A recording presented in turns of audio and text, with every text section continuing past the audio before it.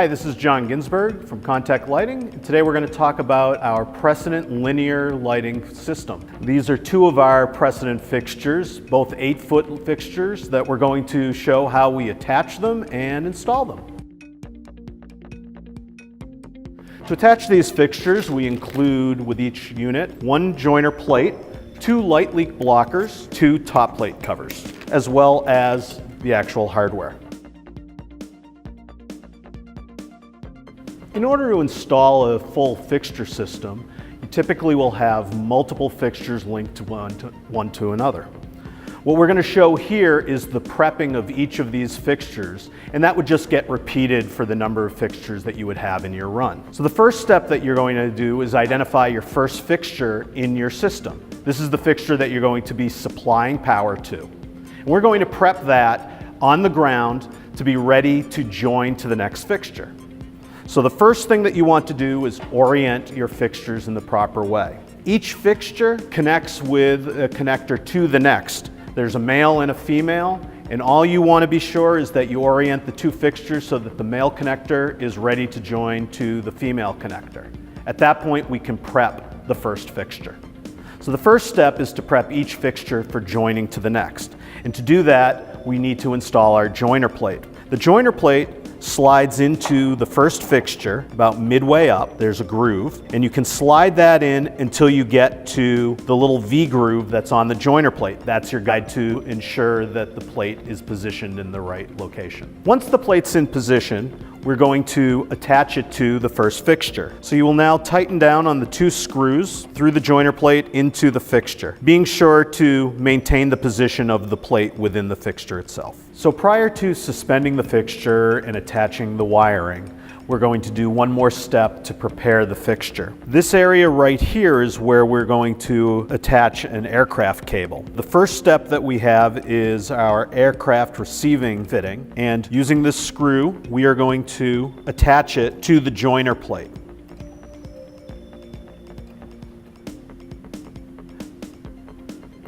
Now to prepare the ceiling, the first step is going to be taking this cross bracket and attaching it to the junction box up in the ceiling. Once we do that, we will put the cover plate on so that this threaded rod sticks through the cover plate. And from there, this piece is going to be ready to accept the aircraft cable. So what we have is our aircraft cable where we have 2 ends. You'll notice one end has a stop on there. The other end is open. What we do is we take this fitting right here and we thread the aircraft cable through this fitting. Once we've threaded the aircraft cable through this fitting, you'll notice the stop goes right there and it hangs. We then can go up to the junction box and actually attach that by threading it onto this shaft. At that point, you will have an aircraft cable drop that can go up to 20 feet.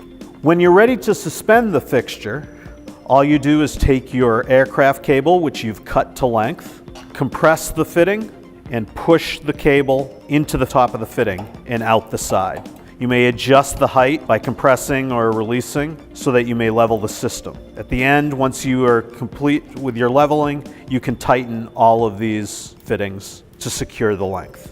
So on this end of the fixture, we have our suspension fitting already attached to the end of the fixture. This will accept the aircraft cable when we're ready to lift this up. And on this end, we have the 3 wires to attach our incoming power. Just like in the other points, we will attach this bracket to a junction box, and then using this cover plate, actually position the cover plate over there. You'll notice this cover plate has another hole for the power feed.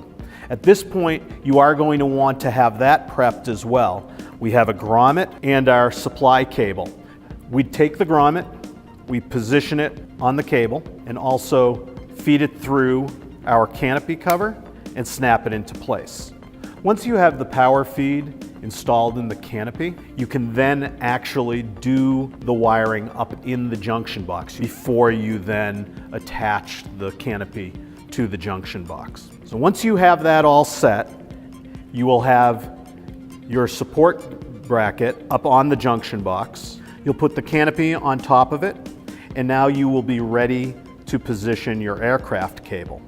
And you'll take the aircraft cable, which has already been threaded onto this fitting, and thread that piece completely into place so that you have a tight, flush, complete look.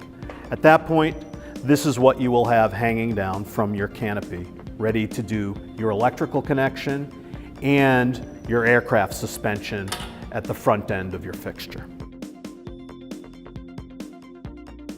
When you're ready to wire the fixture and suspend the fixture, you do want to prepare a couple of the elements. The first thing that you want to do is put the grommet on the end of your cable. Go through your top cover plate, and this does not need to be attached to the fixture. In fact, it's easier if you do not, and snap the grommet into place. Now you're going to do your electrical connection. This basic electrical connection here. At this point, I have my electrical connections complete, and what I'll want to do now is place the aircraft cable in place to the appropriate length. We just take the open end and we'll have cut this down to some reasonable length. We provide 20 feet of cable with each of our aircraft supports. Press that down, push the aircraft cable, you can pull it right out from there, and you may adjust up or down as need be and snip off any excess once you're all done. So now we have our supply as well as our aircraft support. At this point, what we're going to do is we're going to close up this end of the fixture. As you notice, I had already wired in the end cap. That slides into place, and using 2 hex head screws, we can just attach those right to the top of the fixture. Or reposition that cap, grommet, and then snap it into place, and that will secure your power supply. And then we provide these caps to cap up any open hole. If you were coming in with dimming controls, you would send the dimming control through here, or perhaps an emergency backup. It allows you to send additional circuitry.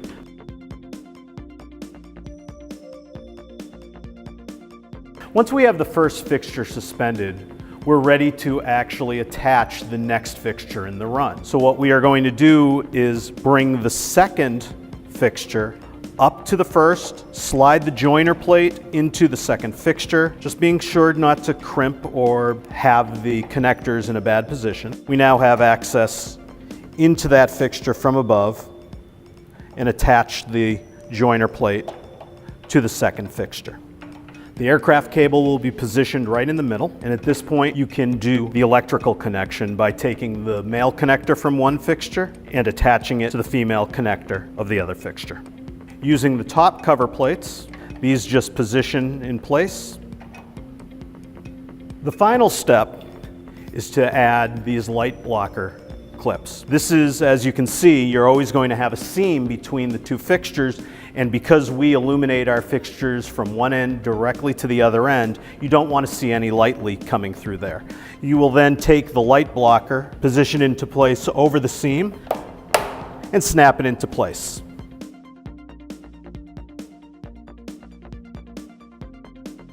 Once we have our fixtures completely suspended and connected electrically, the only thing we have left is to place our end caps at the end of the run. The first piece that we have is our top cover plate.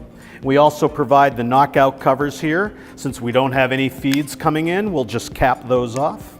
Take that piece, slide it into place, and using 2 of the hex head screws, just secure that into position. Finally, we have our end plate. Position that. Using the 4 Phillips head screws, close off the end of your run. And there's your complete aisle of lighting.